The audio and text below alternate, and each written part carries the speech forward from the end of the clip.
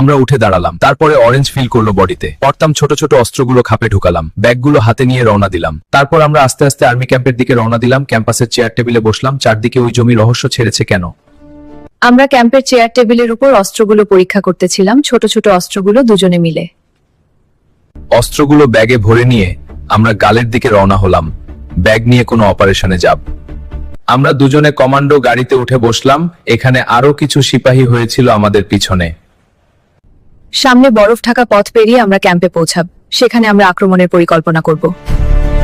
গাড়ি নিয়ে ক্যাম্পে ঢুকে গেলাম। এবার ক্যাম্পের ভিতরে ঢুকলো, ক্যাম্পের লোকজনের সাথে কথা বলবো, আক্রমণের পরিকল্পনা করব।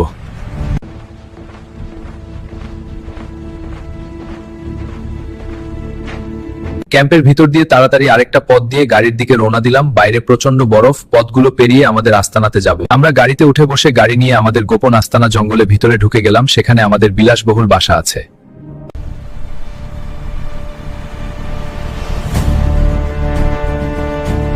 ওরা বাড়িটা চেক করার পরে আবার আমাদের গাড়ির কাছে এসে গাড়িতে উঠে পড়লো। সবাই আমরা তখন গাড়িতে বসাতে ছিলাম।